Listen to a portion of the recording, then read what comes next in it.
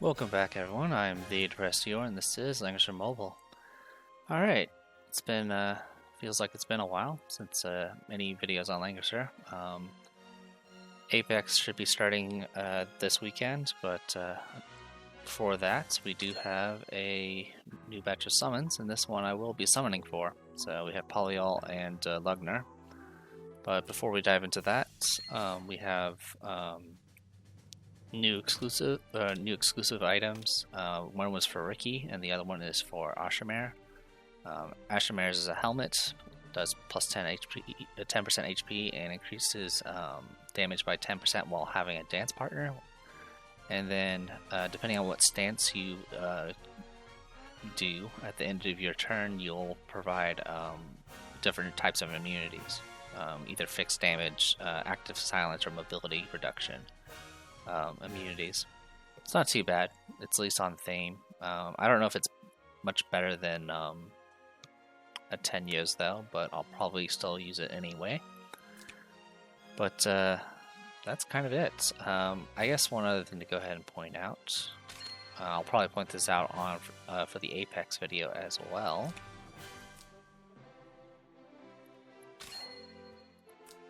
Is for season 12.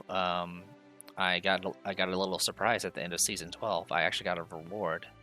I ended up being the top 512. I don't know how, because I was still only gold 3. So my only guess is the number of people that were participating in Apex's drop, but I'll take it. So I managed to get a little banner for being in the top 512. Speaking of Apex. Alright, we're going to have a skin for Imelda. But yeah, for 512 I ended up getting all this stuff, which was kind of nice. Actually, the reward that gives you arena stat stones is really good. You get 5 of any stat stone that you want, which is really pretty amazing. Anyway, enough of that. So let's go ahead and dive into summoning. I'm really tired, by the way. So I'm also on a new computer, which means all my setups for recording were kind of reset. So I'm trying this now with different recording software. I spent some time doing volume checks and things like that. So hopefully you guys can actually hear me. If not, it's not a huge deal for this video. Anyway, we're gonna go ahead and start this. I don't think we're anywhere towards pity. Also, my sheet of paper is upside down. All right. As far as I know, I don't think Lugner is needed for anything, but I will probably go ahead and try to get him anyway if I happen to get Polyol first. All right. So with all that said, we'll go ahead and dive right in. Polyol, I went kind of back and forth with as far as whether or not I wanted to actually bring her into the Apex box. And mainly because, I mean, she's kind of one is I have trouble kind of having room for her. And she tends to be more AoE focused. But even with that in mind, she's really good. Alright, within 20. But yeah, she's really good. To the point where I may as well take her just to act as a bait for bans.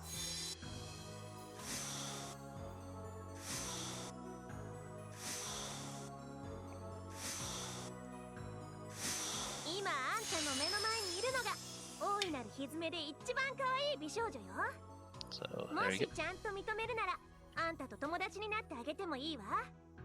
Alright, we got Polyol.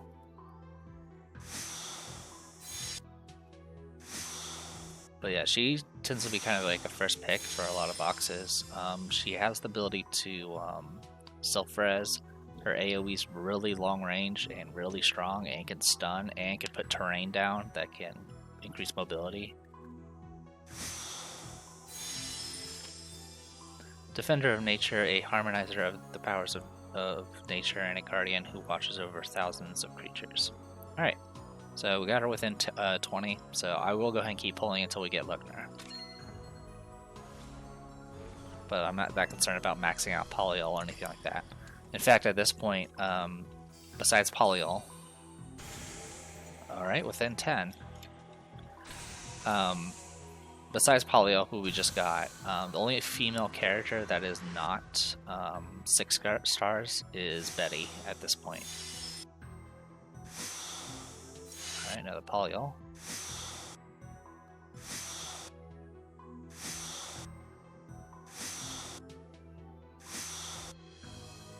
Which means I have plenty of open slots as far as people that can grind out shards.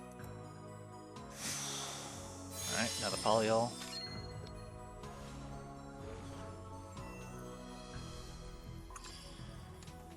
But yeah, I don't think Lugnar's needed for anything specific.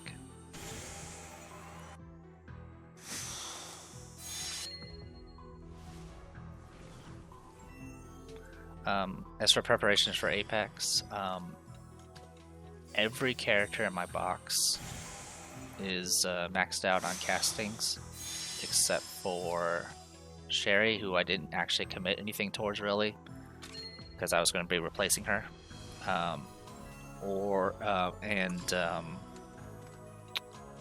Yulia. Yulia is 3 levels short of maxing out accessories. But for the most part, I'm practically capped out. It didn't take that long, especially since I had all those burgers saved up.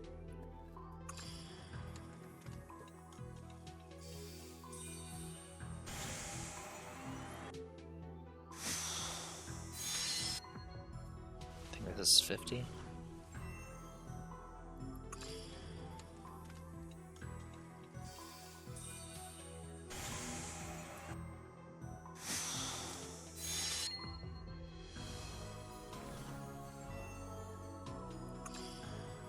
Yeah, our rate last time we actually did summons wasn't the best. But starting with a 20 and a 10, I definitely have no room to complain this round. And like I mentioned, I don't really want to make her 6 stars. I'm at the point where I'm actually collecting shards on male characters because I have no one else to grind for. That's 70? I don't know. It's been a busy few weeks. I've been recording a lot, so my voice is a bit scratchy. Alright, that was either 70 or 80, or maybe even 60. But I've been recording a lot of Limbus Company. I've never really done like a recording of a gacha game story mode, but I've been doing that for Limbus Company. And unfortunately, I couldn't really get to the grinding spot until I finished Chapter 2 of that game, so I had to record kind of everything, and a lot. Good game though. A lot of fun.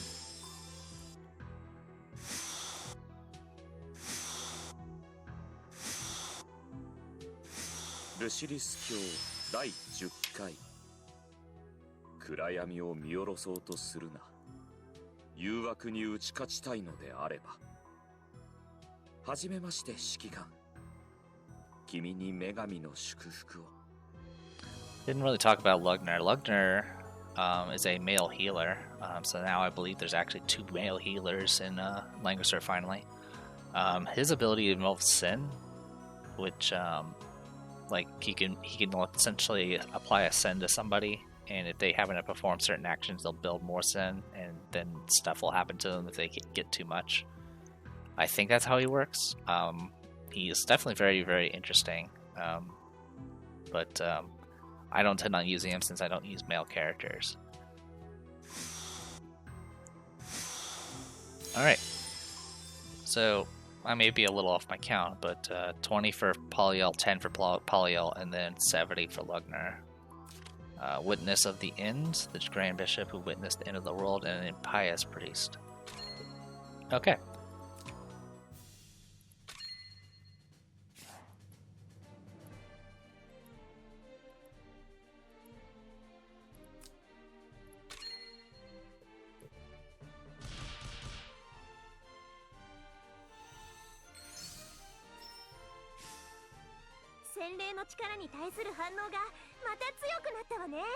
Alright. For every one unit within 2 ring range, gain attack and defense buff up to a 5 stack, essentially. When an AoE skill deals damage to 3 or more enemies, reduce their defense by 15%, and gain immunity and reinforcements for 1 turn. So if she charges in, she'll hit like a few targets with her charge. Then when she finishes her 3C charge, she'll do an AoE. I don't remember the range of it. Hit everybody, potentially stun them, potentially debuff them, and then if she hits, and she'll gain herself self-healing and immunity to all debuffs, which seems to be a common trait nowadays, is give everyone the ability to essentially equivalent to chivalry, where you can just charge in and do whatever. The other thing that makes her stand out is the fact she is a holy class. I think you can either make her spear, but you can also make her holy, which means she can go well with Lightbringer in that type of formation. Anyway, I'll be right back. I'm, of course, going to do the usual stuff of leveling her up and getting her all situated to do the awakening stuff. So, BRB. Alright, that took me a bit. I also had a 8 a.m. meeting that I had to go attend, so let's show off what she's got. So, as I mentioned before, she has access to spear and holy classes. She does also have access to tier 1 of the infantry class, sword infantry that is. But no reason to go down that besides just getting the mastery upgrades. Anyway, skill-wise, she does have access to unflinching. I believe she's the first female character that has access to unflinching. So unless you're up against someone that can passive silence, this will guarantee a self-res, or someone that can negate self-resing. She does have access to lance phalanx, so she can be a pseudo-physical tank. She does have access to routes and a number of the usual spear single target skills. And then she has a number of unique skills. She's got Sweep, which is a 3-line AoE that goes only 2 range, or 3 range. So it's a 3x3.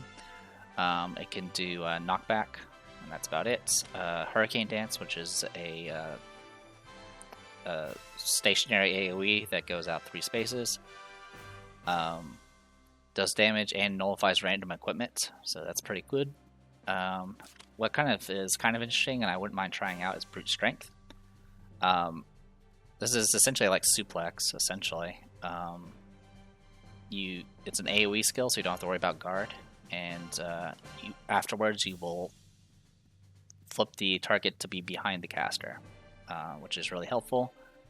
After using the skill, if it made the enemy trigger a displacement effect in the caster's on defensive terrain. Oh, okay, cool. I didn't even realize that part. So yeah, if you happen to get her onto forest, you can essentially flip someone out of guard range and then attack her, or attack that target. So that's kind of interesting. So this is if I were to use Polyol, I would try to probably take advantage of Brute Strength. Simply because I want to get around guard or something along those lines. And then, of course, really the thing that stands out is her 3C, which I don't have yet. Class-wise, nothing too special to call here. Using Holy Stones, all that good stuff. Soldier-wise, I think in most cases, I think they take a tank. They usually probably go Phalanx or something along those lines, just to tank hits. Because usually you just use her for AoE type stuff. And then for gear, I actually didn't have any gear prepared for her, so I kind of just threw some stuff together. Scarlet Reaper tends to go well for AoEs.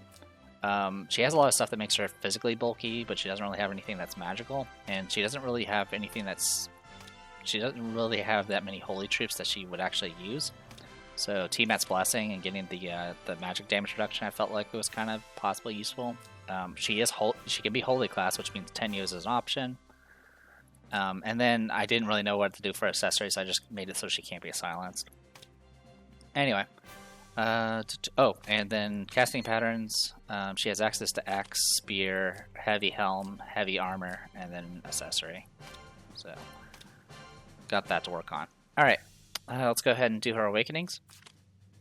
God's gifts will lead the way forward, and Polyol will shine again with the prayers of the ancient spirit. Oh, also, or ancestor spirit. I forgot to talk about our faction. Dark, Yillis, and Reincarnation.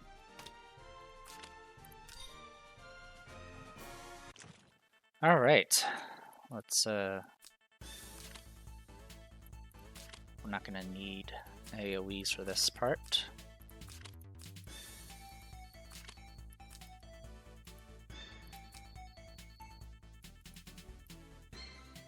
Alright, yeah, this should be fine.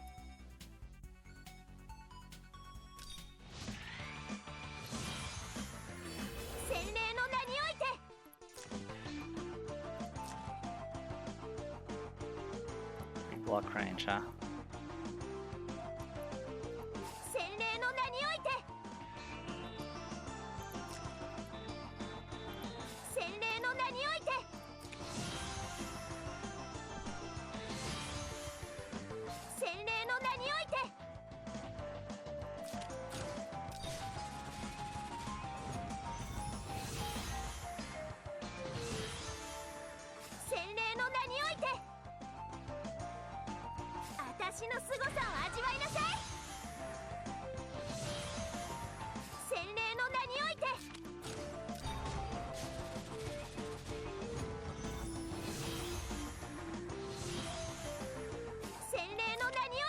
One second.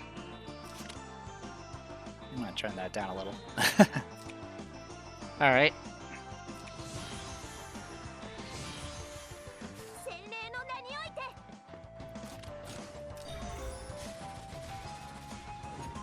Alright, that was one of the easiest awakenings ever.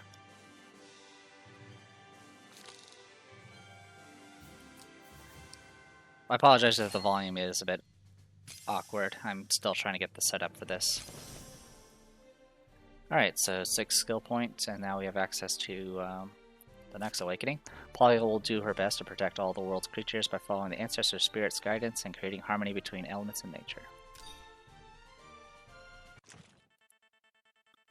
Alright, so we have access to Moo. Can you teleport? Yes, you can.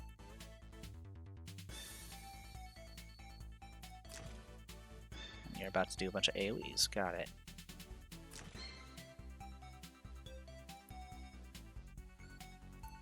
Alright, well, with that in mind,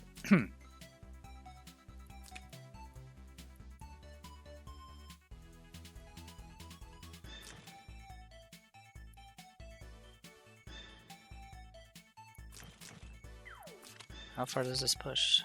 2 blocks.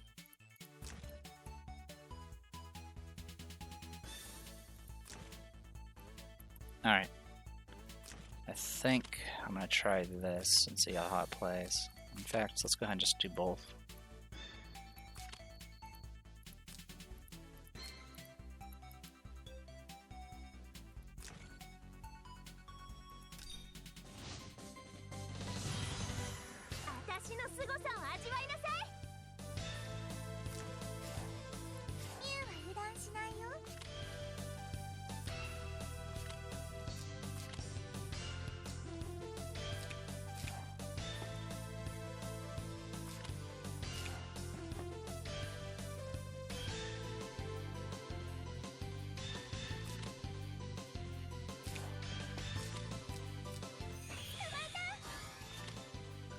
Alright, so yeah, with this we can teleport anyone.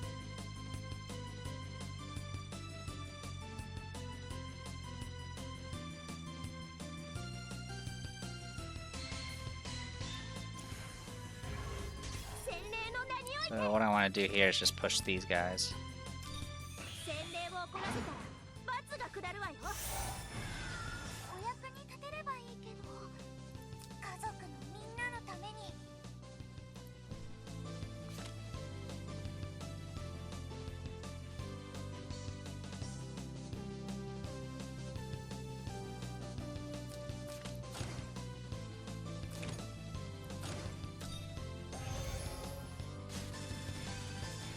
Okay.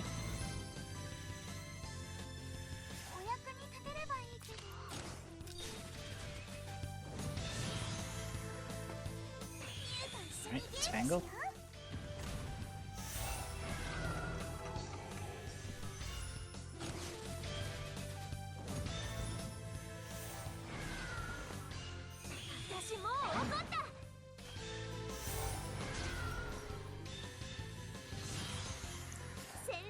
Alright. just heal up.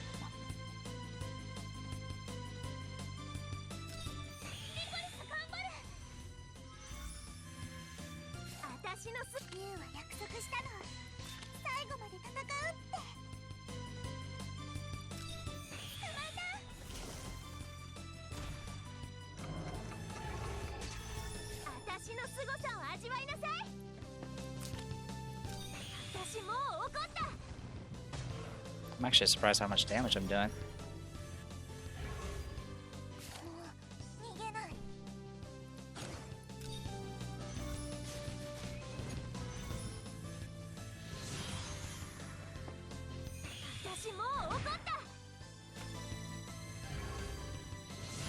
Yeah, she wasn't in defensive terrain, so she couldn't act again.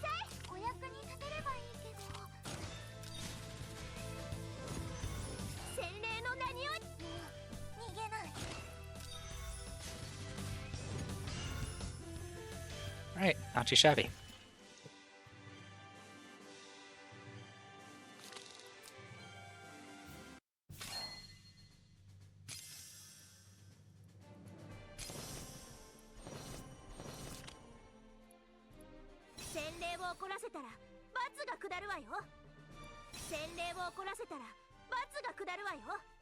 Alright. So our 3C is Savage Trample. Has a 6-turn cooldown and a range of 6 blocks. You gain 20% attack and intelligence defense for 2 turns and charges forward in a straight line. Inflicting a displacement effect on enemies along 3 straight lines, carrying them and knocking them back until stopping. Dealing 0.1 times AoE damage, then clearing all enemy terrain effects along the path, and then applies Mystic Path special effect for 2 turns. When a non-flying allied unit passes through a Mystic Path, they gain the chance to reduce 1 block of mobility reduction. After taking action, they'll do 0.35 times damage to enemies within 2 blocks, and renders 1 to 3 of them immobilized for 1 turn, so stun. This skill's range decreases by 1 block each turn, starting from the 4th turn up to 3 blocks, and is only effective in PvP modes. So to make up for the fact that this is such a long range, once you get beyond the 4th round, it will start decreasing its range. That way you don't charge yourself right into the Death Mist, which I kind of wished more abilities did that, because there are definitely characters that also have a charge ability like that, like Aryan Rod and Tsubame. So it would be nice if they would get something similar. But yeah, what makes this so devastating is, one is it's a self buff, so she doesn't actually need any buffing whatsoever, which I keep forgetting. I keep forgetting that she can buff herself, which means she doesn't need faction buffs. I mean, the only thing that she doesn't get is a magic defense buff, which her magic defense I think is pretty bad already. So she just doesn't take magic very well. But yeah, she just charges in, hits everything, does a bunch of damage, provides terrain for everyone else to follow along, and then you just follow it up just to wreck you. Some of the boxes I have the most trouble with are like full on rush boxes that use characters like Clotaire, where Clotaire can literally cover the map in a single turn. Now, besides Clotaire, we now have Polyol, who can literally... She can't cover the map an entire turn, but she can... Once she does her charge, it's game on for the rest of the team, because they'll just be able to rush in. And it's going to take you at least 2 actions to kill Polyol in most cases, unless you have certain fixed damage or ways to negate the passive or negate a self-res. So yeah, she's going to be pretty interesting. So yeah, I'll probably go ahead and throw her in the box and see how she plays. I haven't been using Sherry anyway, so it kind of works out for me. So yeah, if we go to Apex real quick, here's a formation. I think it was yesterday or the day before. Girl in the shell there is 6 stars now. So yeah, we can go ahead and let's go ahead and get rid of you, and we can replace you with you. She's only 4 stars, but she'll be scary enough. Cherry just doesn't really do as much. She's more than fallen off, especially in this side of on this server. CN server, it lasted a bit longer simply because most people were still trying to figure her out. But yeah, that's kind of the gist of it. Alright, I'm going to go ahead and stop rambling because I am tired and I want to sleep. So, I am The Depressed Eeyore. This was Langrisser Mobile, and I'll see you guys next time.